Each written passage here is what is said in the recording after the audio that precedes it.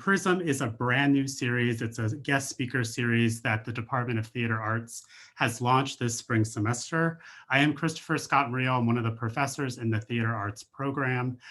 For spring 2021, PRISM will thematically center Black theater artists whose work and lived experiences foreground issues of racial and social justice. Because of the pandemic, we'll be conducting all of these sessions completely on Zoom. We'll be having one session. Well, this is the session for January. We will have one in February, March, and our last one in April. Just some basic things. With this, we'd like to give a few thanks, obviously to Dean Bryant Alexander, College of Communication and Fine Arts, to Kate Shirley, who helped us set all of this up, to our department chair, Professor Catherine Noon, all of our series speakers who have agreed to share space and time with us, of course, our students who have inspired us to come up with this series, and lastly, the Department of Theater Arts faculty and staff who have helped curate this venture and support it along its way. So thank you for all of your support, and thank you for helping us launch this series. Just to briefly give you some background on Ngozi, who has joined us. So Ngozi, on a personal note, Ngozi and I went to graduate school together some time ago at UC San Diego.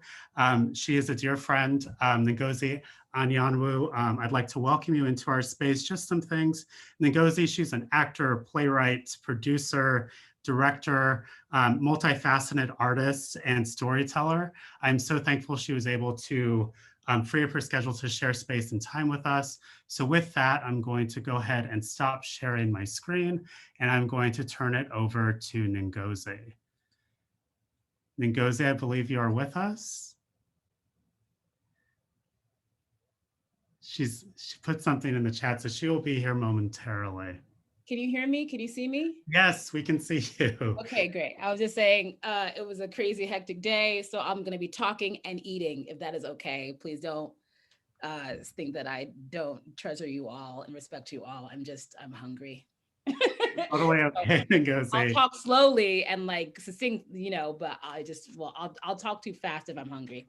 You don't want me hangry. No one likes to be hangry. Hi y'all. Thanks for having me.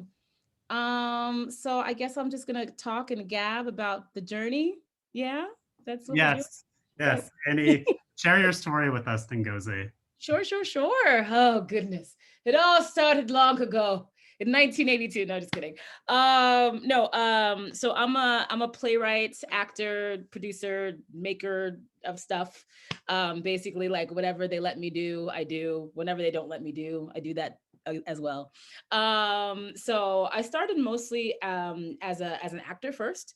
I'm from Bucks County, Pennsylvania. Born in Jersey, to two very, very Nigerian parents. And my journey, maybe the journey started in poetry in school, like pre-college. And then for some strange reason, I went into acting thinking that was going to be a more secure vocation, if that makes any sense. Because it was like poetry or acting, and those are the two things I was into. Didn't really ask permission, as I now know a lot of children of immigrants do. So I ended up going to Point Park for undergrad as an actor, not actually super serious about it, just like I like doing it. I'm not really good at anything else. It took me, and I was super late on my college applications. So I was like, I went to the school that took me and I ended up at Point Park. And it's there actually where I became really serious. I had a teacher who called me lazy, which was super fair, because I was. And then I had a teacher my second year who literally was like, he had us doing monologues by choice every week. Every week you could show up with a monologue and have that memorized. He had us reading the New York Times every week and telling us what he thought about it.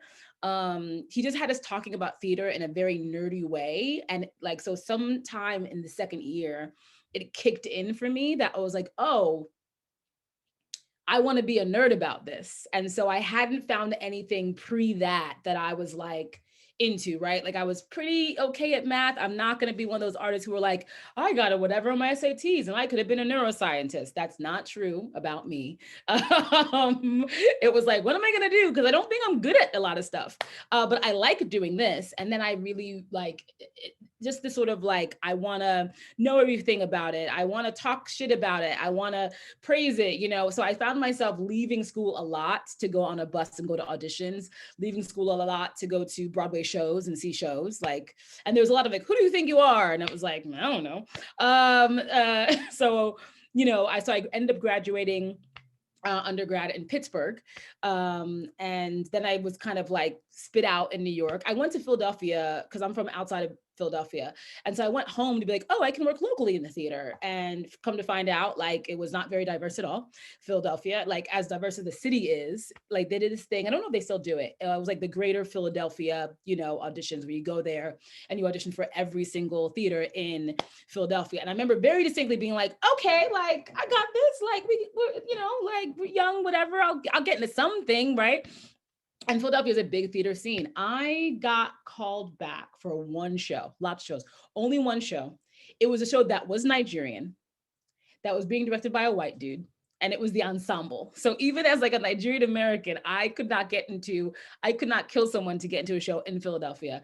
And I think I remember actually they asked my dad to be the dialect coach. Like I remember that very distinctly. I was like, hold up, I can't get a lead in Philly? I might as well go to New York and not act. That's kind of how I saw it. So by the end of the year, I actually have moved to New York. And was like, let's just do it. Let's like say, like, let's bring a little bit of money and like, let's do a survival job and just let's hustle. And that's what I found myself doing. I kind of just said yes to everything. I did a lot of, you know, very low paying, non-paying shows that would somehow have me ending up in a bus in like Teaneck, New Jersey, in an auditorium. I was in a lot of, there were a lot of auditoriums and I was being paid like $1 or less, I think. Doing a lot of shows. What was I doing? It was like early 2000s. So it was a lot of like, yeah, it was a lot of shows about AIDS and men on the down low. That's what they were doing in the non-union theater scene. It was a very interesting time. And so I was doing a lot of plays about like being a jilted woman who was married to a man who had AIDS. And I was like, okay, like everyone's story needs told, but this can't be the only story, is it? And so I just found myself in a lot of non-union shows because I was like, I want to say yes, I want to act. That's like, and no one else is asking me to act except for these people. So that's where I found myself. And so I did that for about a couple years and then had gotten this like non-union children's show or union children's show and joined the union, did that. And then I was sort of auditioning a lot. I was like going to EPAs. I don't know if you know what EPAs are. They're kind of like equity open calls essentially. And I was the girl with my like, you know, I had a survival job as a personal trainer by then. And I was the girl who was there at like 6 o'clock in the morning before the equity building would open and was just like going for it, whether I fit into the audition or not. I was like at every single audition, like to the point where it's like a lot of the actors that I know now that I've known for such a long time, I'm like, how do we know each other? They're like, equity building. I'm like, really? They're like, equity building. I was like, long days since then. Yeah, and so I did a lot of that. I found myself getting called back once in a while, got an agent. And then, but I also did a lot of musical theater. And so I was kind of transitioning out of musical theater into just kind of wanting to do plays. I was in school for acting and I was doing a lot of singing, but I wasn't a very well-trained singer. And so I just kind of found like at that point also what they were requiring of Black women were like, if you didn't sound like Jennifer Hudson, it was like a wrap for you. So there were kind of like, there was like nothing really for me to audition. And I was kind of like, I don't think I'm good enough to be competing with all these people. And I kind of really fell in love with plays. So I was at that point, kind of hustling, trying to get a job. And I was like, I just want to be around a theater. And at that time, my sister had also moved to New York. And she was like a casting person. So she went to undergrad. She went to University of Pitt. I went to Point Park. And my sister had moved to New York by this time. And she sort of had the inside track of like, well, you know, if you want to get into the plays, it's much more competitive. You probably want to try a grad school program. And so I kind of auditioned for like 2 to 3 years trying to get into like a top program. And so I was like holding out for like a Yale, a UCSD, an NYU, a Juilliard, you know, and so I kind of just auditioned and I kept getting called back, but not getting in. And then I finally gotten into UCSD and I was like, I won't date us, Chris. I won't tell them when that was. They can look it up. Yeah, so I ended up going to UCSD for acting. still, and even in between then, before then, I had made this thing called the First Generation Nigerian Project. Because, and even in undergrad, I was like, kind of satisfied with what I was doing. I wasn't one of those girls who wasn't cast. I was cast in something, but I was kind of always cast, I guess, as the token, right? So as the part that's like, well, the part doesn't have to be related to anybody, and it's a good part. So I'd always like shoot for that role, right? Never the lead, but always like a pretty like good part. And so, but I wanted to like make stuff. I still wanted to keep making things. And so we did this thing in undergrad called the Unfinished Works Festival, where I had started writing at that point, but I hadn't finished a work. So it was a bunch of students who were like trying to write. And so everybody would turn in a monologue or a scene. And so we did literally a whole festival every year of work that we just didn't finish. So it was like, you want to show a couple scenes, you just want to show a monologue. And so we did this sort of student produced Unfinished Works Festival, which was kind of the beginning of like the producing muscle that kind of came in. And so I remember in 2009, I'm first generation. And so a lot of my friends by then, I had also gotten to know a lot of other first generation, like people like Uzo, who's like probably the most like recognizable, right? But I just remember there are a lot of women who are my age at that time who had gone back to Nigeria for the first time, like since they were a kid. I had only been once at that point, like when I was 13. And by then we're like much older, and I was like, what is it about this time where people are going back? And there's a sort of like a lot of like, what is that about? Especially as someone who grew up kind of like half, like I come in the house, it's very Nigeria. You go out of Bucks County, it's very white. And so, you know, I grew up actually very like, knowing that I was Black, but growing up very like white adjacent and assimilated to things, but feeling that thing of like, oh, I still feel very Nigerian, even though I'm not bilingual. And I was like, what is that? You know, and I just kind of saw that there were a lot of other Nigerian American actresses like that. So I formed this group with other actresses. And I think like now, like Mfaniso is one of those people. She's a well-known playwright and actor. Yvonne Orji, who's like a big old deal. And so it was us and a couple other women. And we basically like made the show with this artist, John Gould Rubin, who was like, that sounds like something, you should make that. And so he kind of coerced us into kind of meeting, and we used to meet once a month. I remember Yvonne Orji used to live in DC. She used to drive up. We put a thing on Facebook being like, labor of love, no one's getting paid. We're being Nigerian, wanna come? And so she was like, I didn't know that people like were artists and doing this, because she came from that household where I think she had like gotten 2 master's degrees before she actually decided to become an actor. And so she was like, other people who are Nigerian whose parents are not disowning them are doing this, I'm inspired. So we did that. And then we kept doing that while I was in grad school. So we'd do that at the Labyrinth. We would do that, and then not with the theater, but at the Space, Bank Street Theater. We had ended up getting into a festival, the Women's Center Stage Festival. It ended up breaking off just because things break off, and a lot of opinionated Nigerians, yeah, you can just imagine. So it didn't last super long, but it was just great to like make something and just put it on, you know? And then by then I was in grad school. So I was in the middle of like, okay, I'm an actor. I'm a fucking serious fucking actor. I mean, Chris can attest and or deny such things. But yeah, and I was at a really cool program. It was very small, 8 actors. Our year, you're the same year as me, right, Chris? Yeah, so it was like I have 3 or 4 designers, 1 director, 1 writer, 1 playwright, and 8 actors. And that was our program, like, and it was average that, each year. So it was a small program where you were cast every season. You had to do a show. So it was like really great training for that. It was like, you had to do a show. I usually tried to get myself cast in things that was outside of me. And because I was like, I had a plan. I was like, I'm gonna be Viola Davis. That was my plan. And it was like, calm down. And then it was like, what do you want from what she does? I had a really great teacher who's I look back now, she was actually a lunatic, but she was a great teacher at the time. And she actually was like, I think you want vulnerability. Like, I think that's actually what I'm like, oh yeah, that sounds good. So I just had really great teachers who kind of really challenged me, that I liked, some I didn't like, but always had really great things to offer. And then by the 3rd year of grad school, I don't know why, but I wrote a play. And it was like the 10th anniversary of my best friend's passing. And it started out as a poem. It was like, I was going into 3rd year. I was probably going through some emotional drama, grad school. And I'd really missed him. And so I remember like it was around my birthday, and I think it was around the anniversary of his passing. It was like the 10-year anniversary of his passing. And I'd written what is, I think, like the last monologue actually in the play first. And it was like 10 or 12 pages. And then, it just kept writing. And then the great thing about going to a school with playwrights and directors and other artists is like, hey, do you want to maybe listen and hear if this is not trash or not? And so I remember very distinctly listening to the first 30 pages that were pretty much like written in first folio, not really sensical, distributing parts, and like listening like this, like, oh God, oh, and my classmates like being like, oh, I think this is please keep going. And the playwrights being like, I fucking hate actors who write. Oh, fuck you guys. And so I was like, ooh, that jealousy I think is good motivation.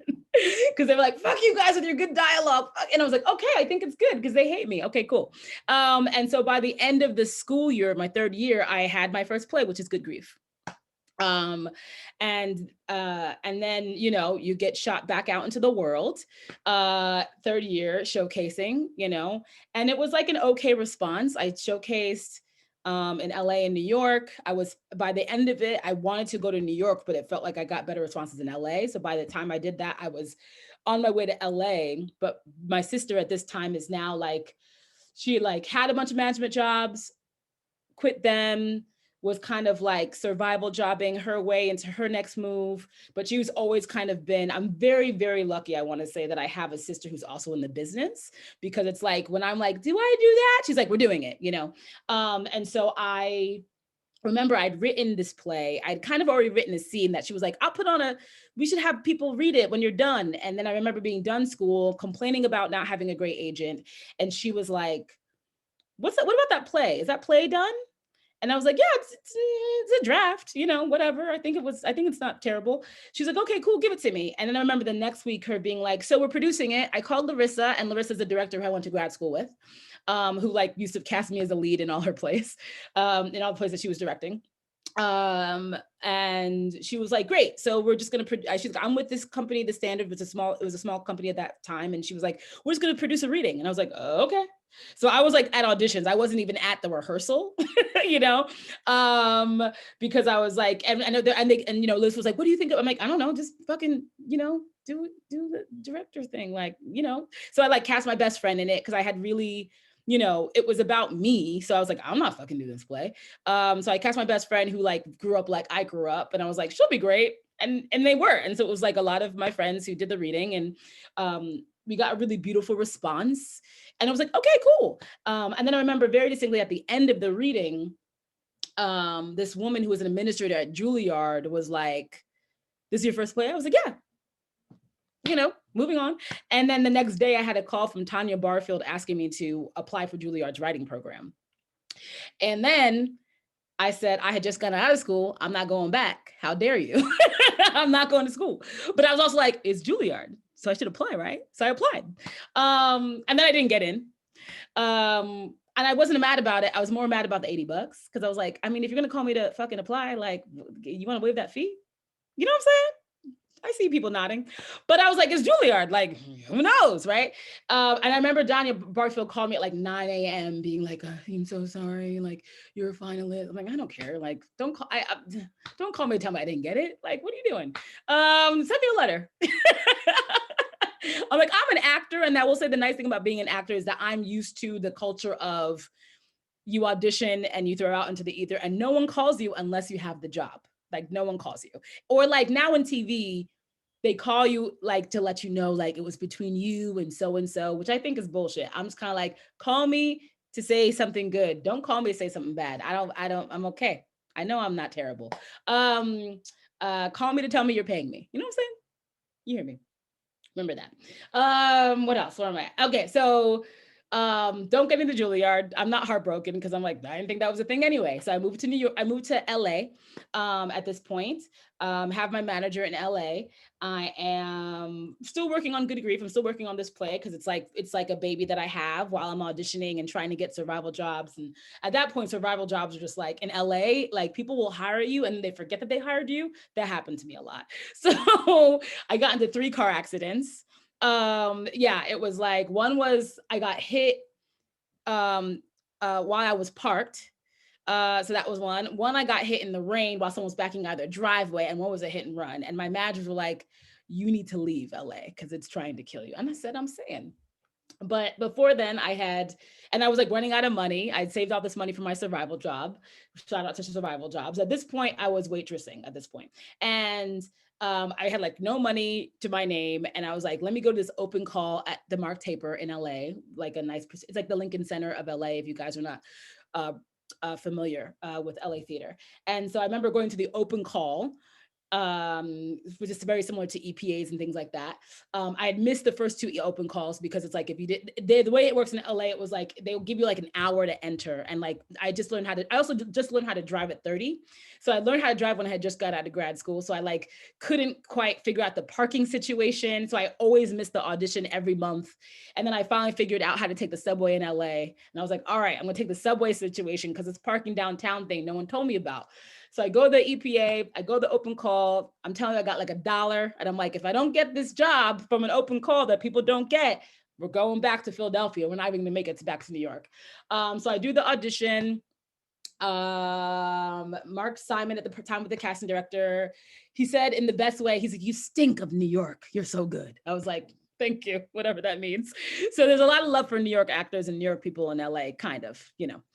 We'll talk about that later. But so I auditioned for him and he really was a big fan. And he was like, do you want to audition for David tomorrow? And I was like, I don't know who David is. Yes, I do. Because I didn't know what they had planned. At that point, it was like open call. So you just audition for whatever season. So I come in the Monday, I get the whatever sides, and it's for Vanya, Masha, Sonia, Spike, that they are coming from the Broadway cast. And so this was an understudy audition because I'm like, I'm not too proud for an understudy audition. So this is to understudy the Broadway cast of Vanya, Masha, Sonia, Spike. And David Hyde Pierce is directing it. He started it on Broadway and he's directing it. So I'm like, oh, okay, good to know. So I called one of my classmates and I was like, a bitch needs a job. We're gonna stay up all night until this shit is fucking memorized. You hear me? And my friend Reagan, who's still very good friends with me, was like, all right, let's get you a job. Let's impress Mr. Hyde Pierce. And so we were up till like 2 a.m, even though that audition was at 9. I'm like, it's fine. We're gonna get this thing. So she helped me memorize it because it was like a big old, I don't know if you know the play, but it was like a big old premonition monologue. And you gotta be like on it to really know it. And I remember that was my first audition out of grad school. And it was for like somewhere in California, it was like ACT or Berkeley. And I had a bad audition to the point where I was like, that casting director will never call me in again. I just remember I didn't know my shit.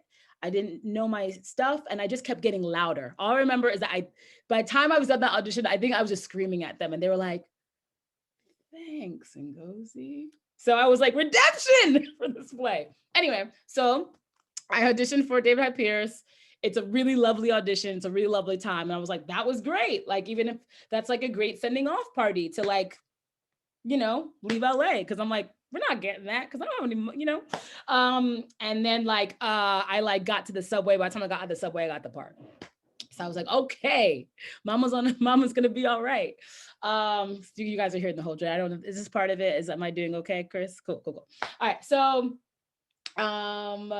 I do that show. It's like a really great time, get to know a really bunch of great actors and some crazy people too at the same time, because like actors are crazy. And you know, still working on my play, still like doing that whole thing, get done that process. I have like a good amount of money saved because that gig actually paid okay. I get back to Philadelphia for my sister's wedding, and my house catches on fire in LA. And I'm literally like, well, LA, thank you so much for what you've given. I'll be here. I'm just gonna move to New York. I got some money saved. The house is on fire. We had 3 car accidents. It's been real. So that was the end of my LA career for a second. I was like, we'll be back. And so I just went back to what I knew, which is New York, just started over, even though most of my representation was LA based, and they were small companies, so I just didn't know how much reach they had. But, you know, I knew my theater, so I just kind of went back and still had a strong enough showcase that I started to get called in again for plays and things like that. Did a survival job again. I was like, all right, we're going back to this restaurant gig. We're going to start, like, we just gotta keep on going. And by then I had hooked up with a friend of mine, Lou Moreno, who's the artistic director of Intar Theater. And he gave me my first acting job at the Rattlestick Theater so long ago.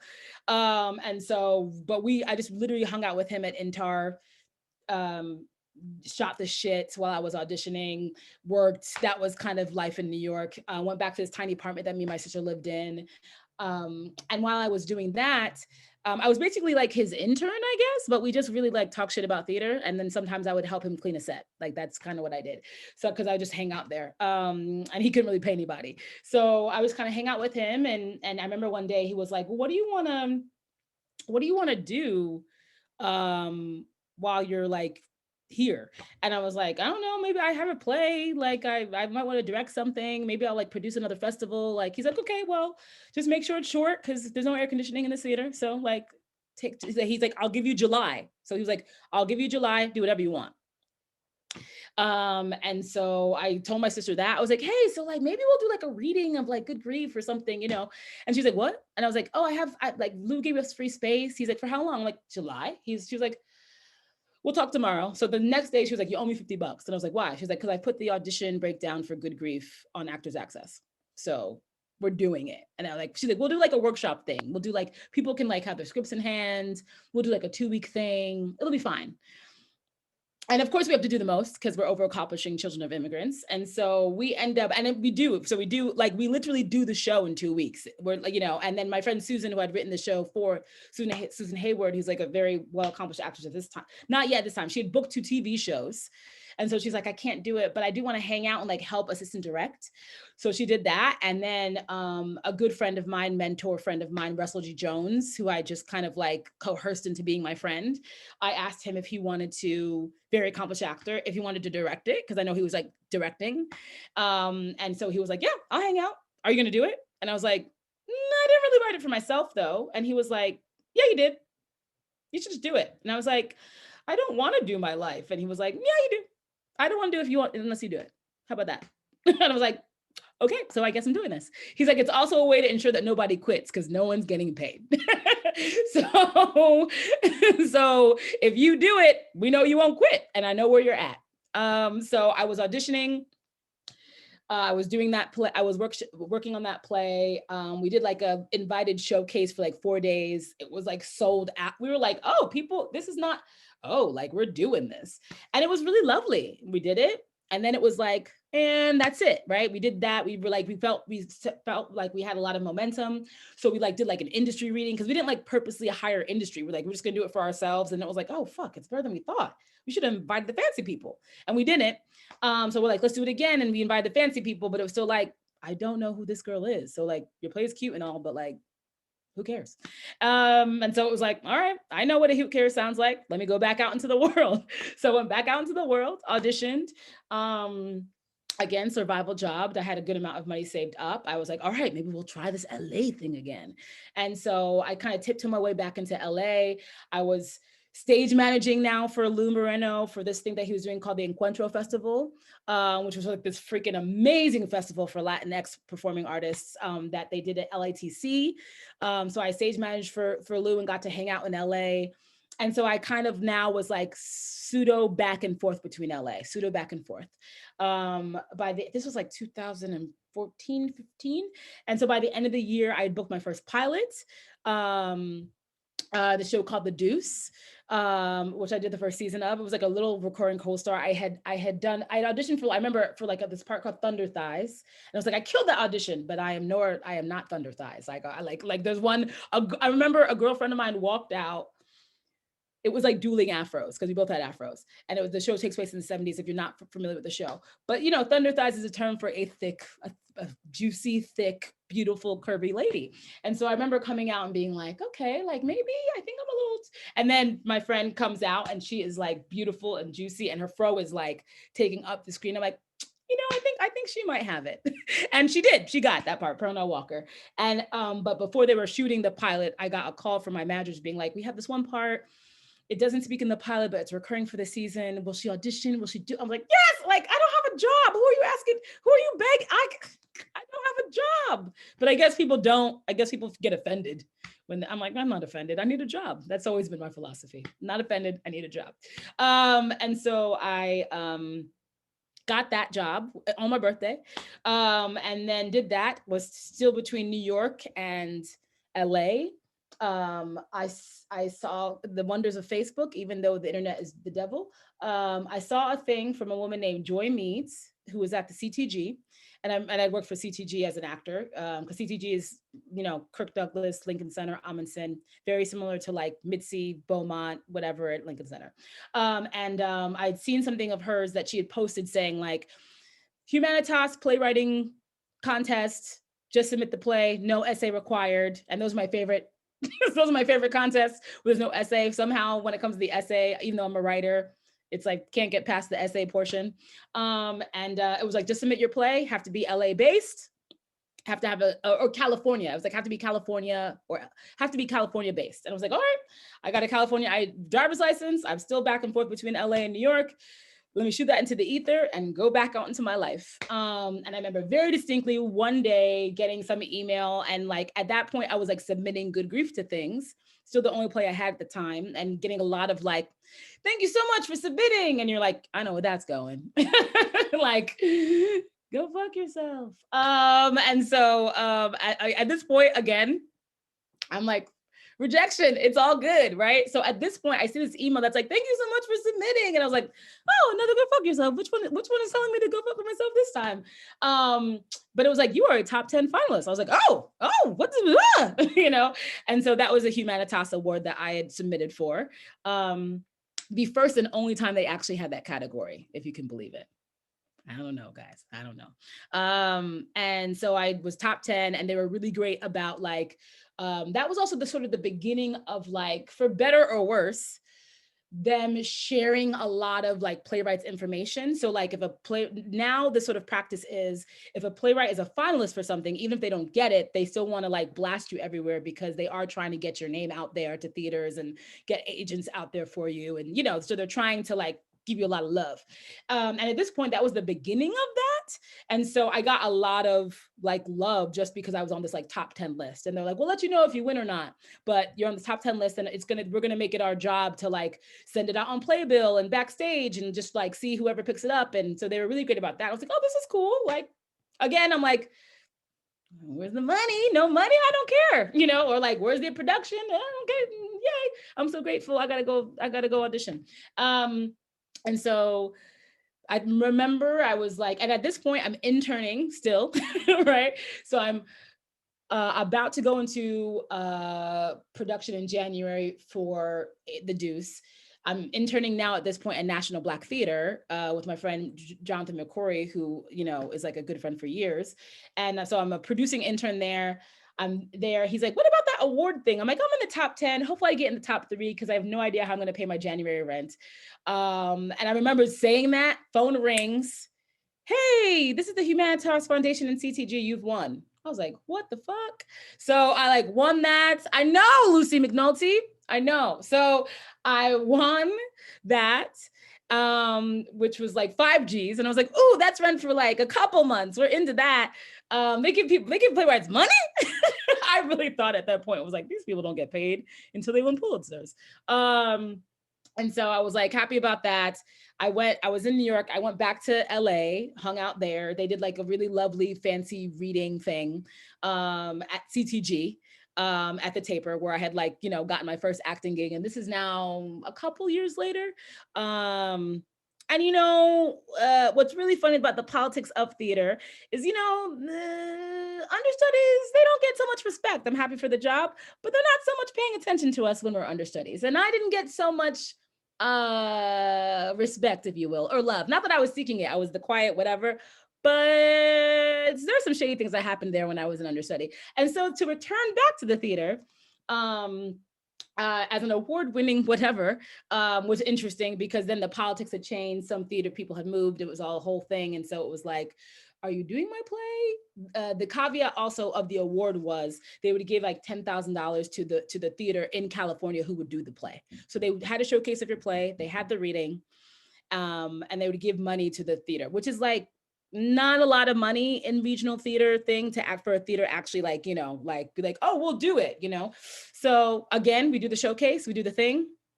Artistic director does not show up to this reading. And again, it's one of those things that no one cares. So we do the reading. I got some money, happy to get it. I go, peace out. Let me go back to New York because I was at this point now I was directing a friend's show. So I go back and direct.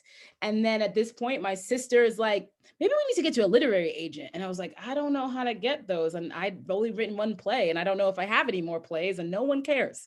And she was like, we can figure something out.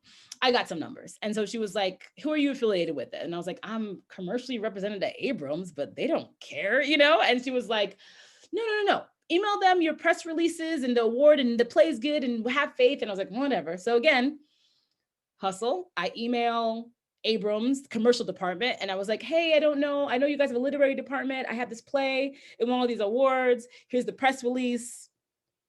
Maybe you care, maybe you don't.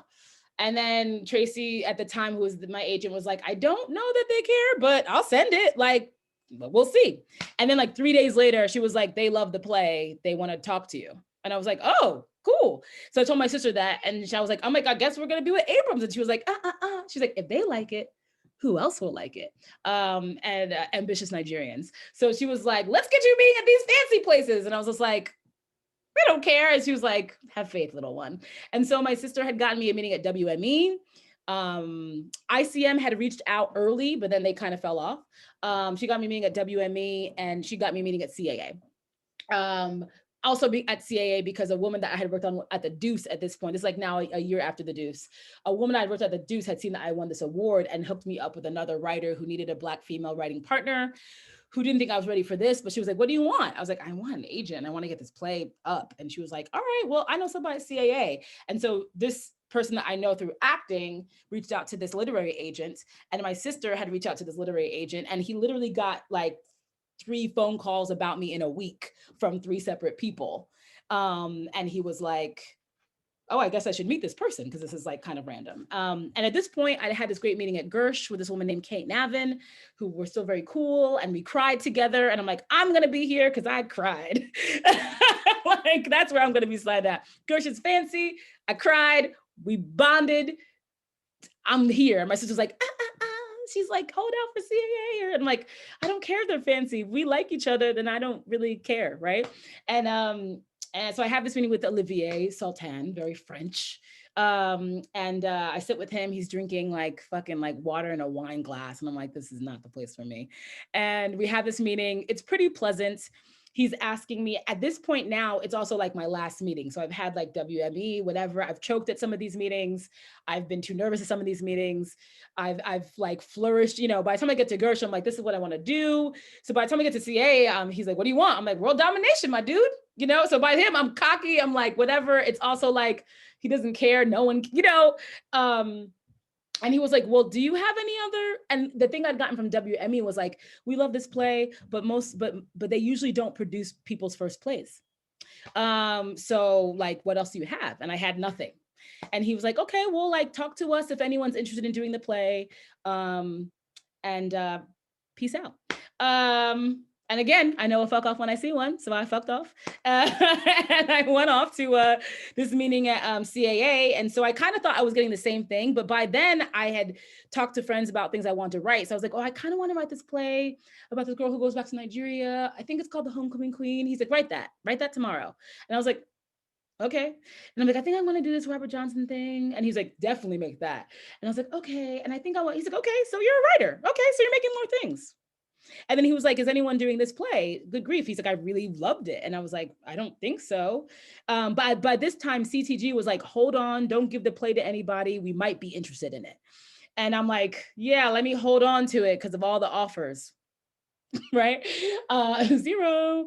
And so I think actually at that time, though, Boston Court was interested, and me and Jessica, who's artistic director, had really like vibed. But LA theater scene, just let you guys know, great theaters, no money, no money, $0. They pay actors $0. 99-seat theater, $0. And I can do that myself. I'm just saying. Anyway, we're at the CAA meeting.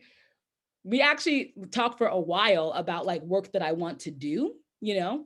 And he was like, all right, well, sounds like you're going to do work. I'll keep track of you, you know? And I was like, okay, sounds like he likes me, but CAA is a path for when you're about to whatever. Because he also talked about like signing like Lynn Nottage after, like right before she won a Pulitzer. And I was like, okay, so I'm not ready. That's what you're trying to tell me. Good to know. You know what I mean? Like, cool. I'll hang out with Gersh and like, not a bad life. And I think, again, I get out of the building and he was like, I really dug you. Let's have a second meeting.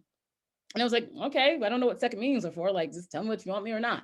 So, you know, like a week later, we had the second meeting. By then, no, a week later, the producer calls for CTG. He's like, we definitely want to do your play. They're like, you just need to understand that like theater seasons are like Game of Thrones. Everybody is battling, every producer and literary manager is battling for their theater or for their play, you know, that they're person that they're invested in to get their play done at their season. So know that you have me and Joy Meads who are like battling for you. And I was like, that sounds great.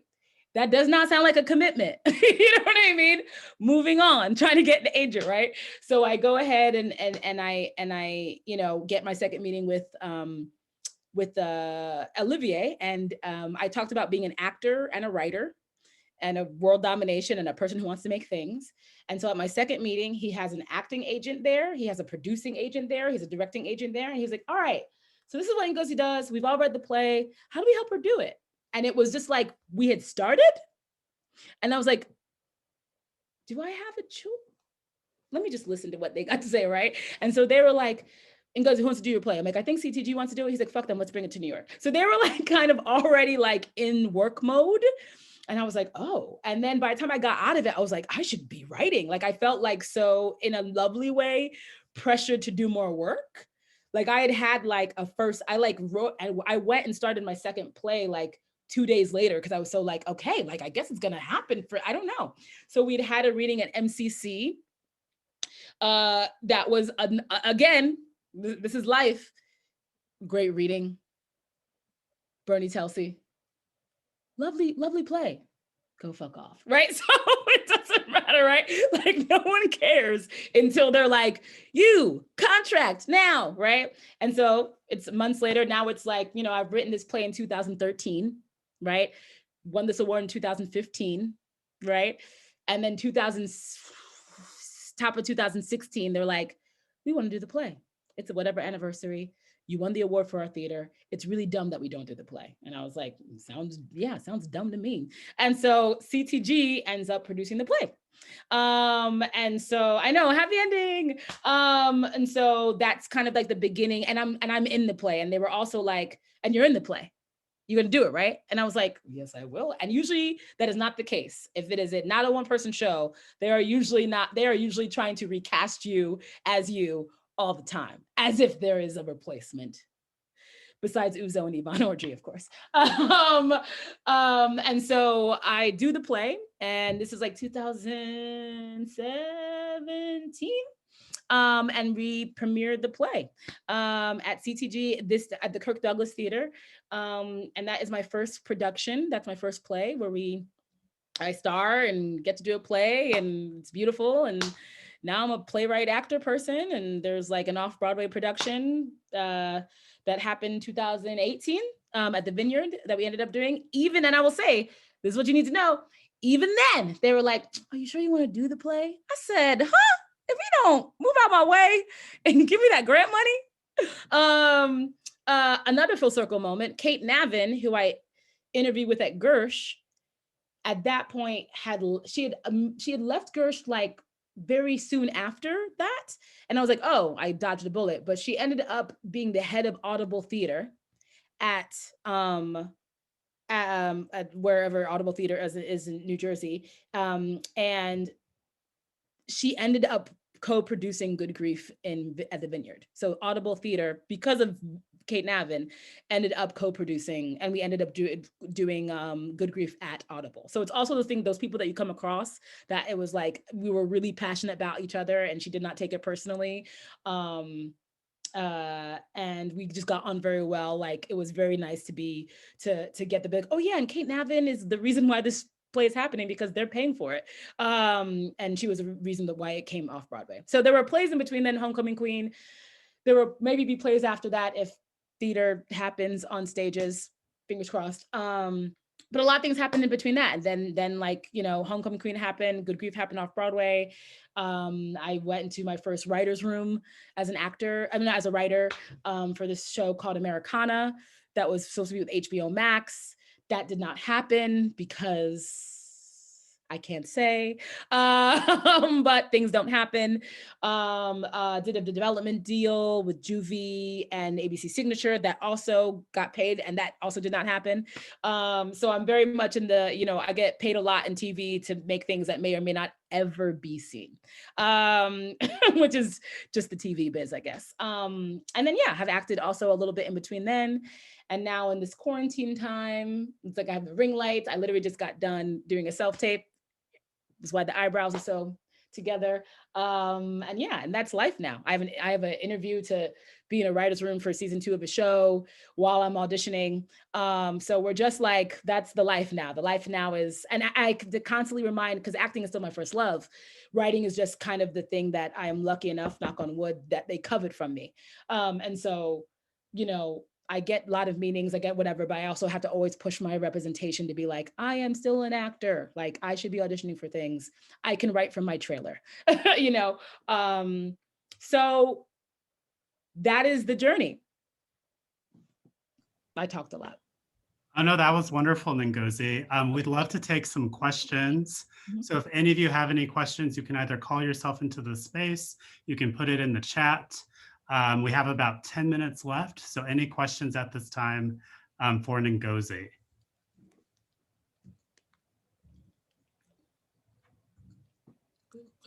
Someone raise their hand. You're awesome, Fiki. I see Lucy has her hand up. Go ahead. You can let Secret go first. It's okay. I think she was first. Nah, Lucy, you go. Okay. One, it's so awesome to meet you. I think you're really awesome. Thank you. Just want to say that. And then, two, what are you in love with now? Like, I mean, this is definitely a time where everything is difficult to navigate, especially for people in the theater industry. But like, even if you don't have a passion for something within Zoom theater, like, what are you gonna do? What do you want to do? What do you not want to do? I don't think there's anything I not want to. I'm not in the no space right now. Like, I spent like 7 months of the quarantine being in the no space. Yeah. You know, like my automatic reply from my agents and my mom were like, I'm too busy under a bed, like navigating depression, so leave me be. And then around like October, November, I was like, oh, we're not snapped out of it, but I can work through it, you know? So I don't think there's anything I'm in the no space for. I'm very much in the, okay, let's make some stuff, because that also helps me get out of my funk. So I've actually written plays. I've actually finished like 2 drafts of plays.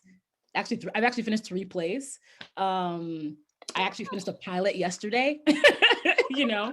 I'm working on a treat, you know? So like now we're like firing on all cylinders. There are some pockets of, you know, leave me be. So, you know, my agents actually have to really navigate, like, are we talking to us this week? And I'm like, I am. Get it while she's hot. Get it while she's hot. You know, and then it's like, sorry, we're done. We're closed for business again. So we're closed for business. Sorry, no meetings. Because we'll be grumpy.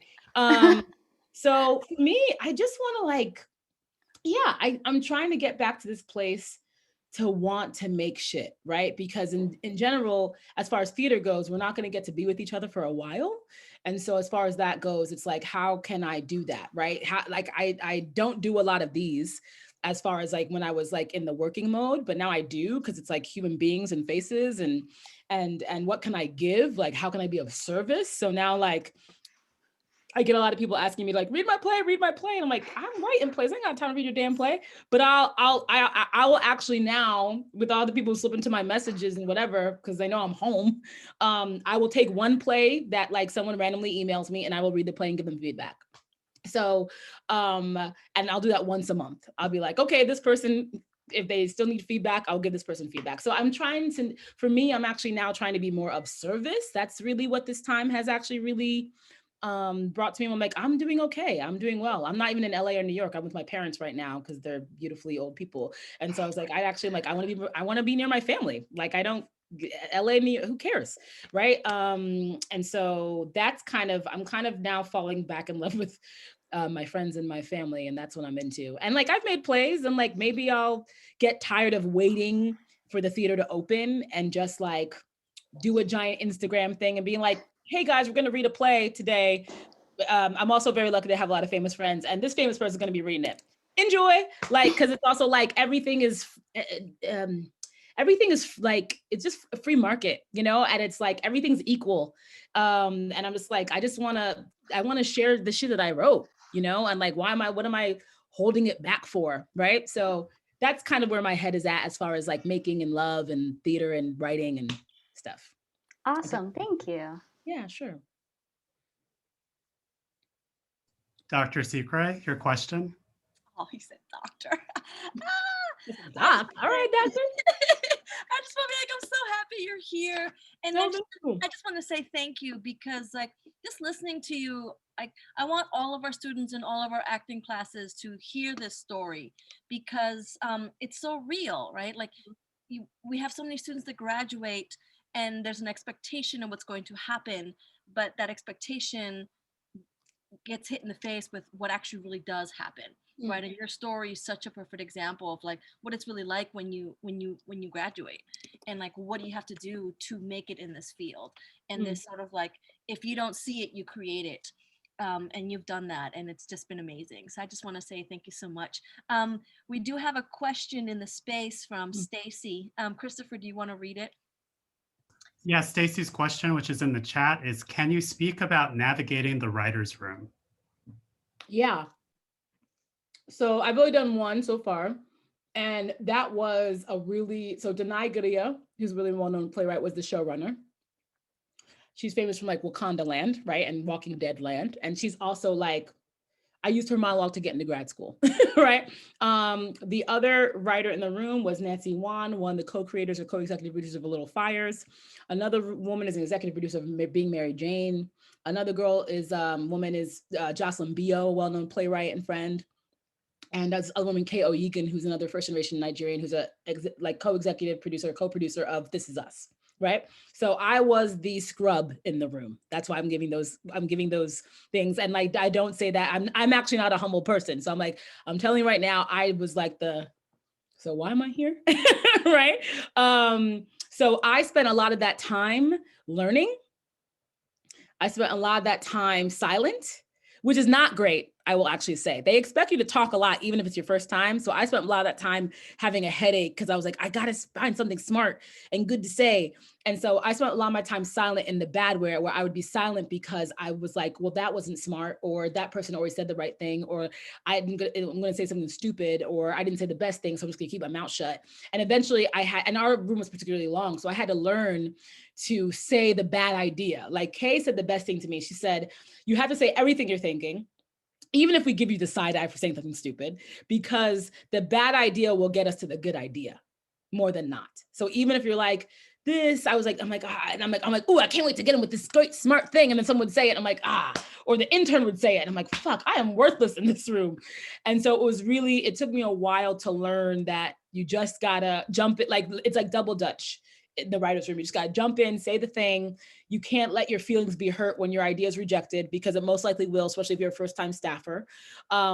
That particular room I'm quite spoiled. It was a room full of 6 women of color, 5 Black women, 4 African women, telling a story that is literally like, has my name on it. So you know, I know that I will not have that luck, you know, unless I'm creating the thing, you know, where my voice will be so like worthy and so like needed.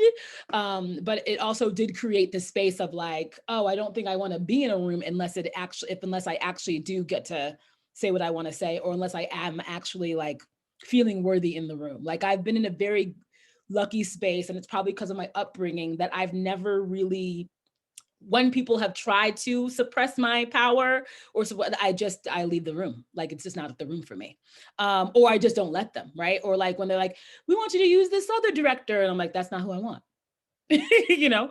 But what about this person? I go, I already told you who I want. What are we talking about? Do I have to call my agent? You know what I mean? Like, so I've kind of always been that way. I don't know where that comes from, that chutzpah comes from. But I've always been a way where I'm like, no, that's who I want. No, I believe in, like, I'm someone who believes in having a Black director as a whatever for equity purposes, because not a lot of people get to do that. And so there's a lot of power you give to a director of color if they get to do the original production or the New York production. So I'm aware of that. And so I'm like, nope, we need to have a Black woman doing that. And they're like, yeah, but this director, no, that director's great. Big fan of them. They don't need this job. Right. And so I've sort of always been that way. And my first writer's room was a woman who was the same way. So if Denai Gadia is going, yeah, Ngozi, I know you haven't been in the room, but you're worthy. You need to be in this room. I go, okay. And so no one can tell me different, right? Because I was always in a room, or have always been invited, and have always tried to invite people, whether it be their first or whatever time. So I hope that answers your question, Stacey. That was navigating the writer's room and life. I have a question. Thank you for being here also. Sure. But my question is, what do you think your biggest epiphany was in this process that you've gone through? And do you wish that you'd learned it earlier? Always wish I learned it earlier. But I'm still cute, so nobody knows how old I am. So they can think that I'm young and prodigy. So if niggas think I'm a prodigy, let them think I'm a prodigy, right? So that's that. Fuck regrets. But I would say that, especially in this time, now it's coveted, but it is the time of the creator. That's just what it is, right? For those of you, it is the time of the maker, right? Do spin all plates, the time of like, well, what do you do? Like, but you have to pick, you have to, and don't get me wrong, there is one thing that you're going to be great at, what have you, but like, you know, diversify your fucking portfolio, whatever that means. Produce, make things, like apply to everything. Be okay with the word no. Apply. A lot of people don't apply for these great because they're so afraid of that no. Know that it's gonna be it's a no. Like, just know, and like it's okay, right? But like, don't be afraid of that. Like, look for opportunities, submit everything. Like, I wish I would have like not been so like, well, I'm an actor. And I always know I had that writing muscle in me. I really did, right? But I was like, no, I need someone to pick me. I need someone to do it. And it's like, fuck. And then you do it and you're like, oh, you know? So yeah, just like get to work. That's you know, that's kind of like, that's all it is. Get to work. Don't wait for anybody to pluck you, pick you, because that's lottery shit. Those people that you're seeing, the young people at Juilliard, it's great, it's wonderful, it's whatever. But for every Juilliard kid that doesn't have that TV show, know that there's someone that like went to Juilliard, expected the TV show, and doesn't do anything because they're so depressed from the expectation or the privilege of going to a place like that, right? So like, get to work. I'm in the same, you know, I'm at the same auditions that the fancy school, you know, the fancy people are, even the people who like you've seen on TV multiple times. I'm like, why are you here? Don't you have to stop auditioning? Nope. Because it's a time of the creator, and the creators are putting themselves in things. So so now nobody has a job because the creators are putting themselves in things, right? So just keep working, keep getting back to work. Your classmate is your future collaborator. So like, start making shit, start showing shit. Just like start. And it doesn't have to be the most famous. I don't know what the kids are doing TikTok. I don't know what they're doing right now, but it doesn't have to be like the most like viral thing. Just, this is the time to like make things and share. Just put it out there, like with very little expectation. Don't worry about people's likes and whatever, or comments. Don't read the comments, don't read the comments, don't read the comments. Don't read the reviews. Don't read the reviews. Don't read the reviews. Reviews are not for the creator. Reviews are for the audience.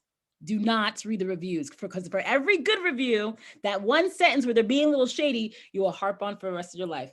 I'm telling you this is someone who knows. Yeah. That's it. That's what I got.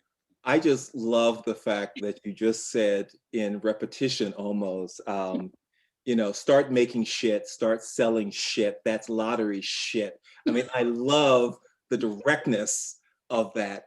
And with all due care and respect, this is what I think that our students need to hear most often, right? This practical, unadulterated, meaningful insight as to how to navigate their spirit and their energy and their creativity and their possibility and embrace the moment, right, of their possibility.